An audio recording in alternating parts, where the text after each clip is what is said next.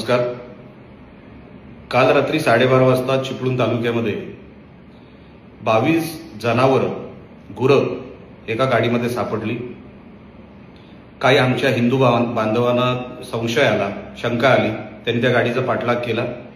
पाठलाग केल्यानंतर त्यामध्ये ती 22 जनावरं सापडली। बाहेर काढत असताना त्यापैकी 3 गुरं ही गंभीर जखमी होती, बेशुद्ध होती, उठूही शकली नाही। अशा अवस्थेमध्ये त्यांना मेडिकलसाठी पाठवण्यात आलं। आता जवळपास 24 तास उलटून झाले। जमावाने पोलिसांना बोलवलं, पोलिसांनी ते हँडओव्हर घेतलं। अजूनपर्यंत FIR झालेली नाही। आणि ज्यांची गाडी आहे, जो कोण इक्बाल आणि काही त्याचा पार्टनर रिजवान, ही त्या लोकांची गाडी, हे सगळ्यांना माहिती आहे। ह्या अगोदर पण तस्करीच्या मॅटरमध्ये ह्या लोकांना ह्यांच्यावर केसेस झालेले आहेत, बेलवर बाहेर आहे। असं असताना तीच लोक आहेत, तीच गाडी आहे। ह्यांची काम करायची पद्धत म्हणजे ते जुन्या पिक्चरांमध्ये जे काही स्मगलिंग व्हायची ना, त्या प्रकारे पुढे 2 गाड्या, मागे 2 गाड्या आणि मधोमध ही जनावरांची गाडी, अशी ती ताफ्यासकट ही असे व्यापार करतायत, असे हे धंदे करतायत। ताफ्यामध्ये चालले।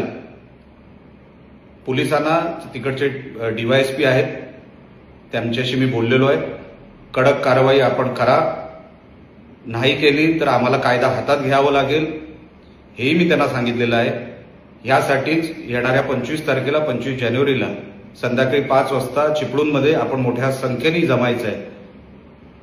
आपण गोमातेचे भक्त आहोत। आपल्याला आपल्या नजरेखाली हे जर असं होत असेल, ते कुठेतरी थांबलं पाहिजे। कायदा जरी हातात घ्यावा लागला तरी आपण कायदा हातात घ्यायचा, पण ती गर्जना जी आपल्याला द्यायची आहे ती आपण येणाऱ्या 25 तारखेला संध्याकाळी 5 वाजता देणार आहोत। ती गर्जना सभा मोठ्या संख्येमध्ये होणार आहे। आपण मोठ्या संख्येमध्ये तिकडे उपस्थित राहा, हे सांगण्यासाठी आपल्याला मी समोर आलेलो आहे। हे सगळे प्रकार, ही कशी तस्करी होते, कशी घेऊन जातात, कोण कोण आहेत, हे इक्बाल कोण, हा रिजवान कोण, हे सगळे जे कोण आहेत ना, ह्यांना कायद्याची भीती आहे की नाही आणि त्यांची पद्धत काय स्मगलिंग करायची, तस्करी करायची, हे तुम्हाला मी त्या सभेमध्ये सांगणार आहे।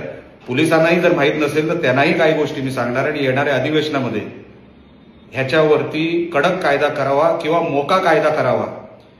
जे जे गो हत्येच्या ह्या तस्करीच्या मॅटरमध्ये आहेत, या धंद्यात आहेत, त्यांच्यावर मोका लावावा, ही मागणी मी सभागृहात करणार आहे। येणाऱ्या अधिवेशनामध्ये आपण सगळ्यांनी येणाऱ्या 25 तारखेला 5 वाजता चिपळूणमध्ये मोठ्या संख्येने आपण जमावं, एवढी विनंती करण्यासाठी मी इथे समोर आलेलो आहे।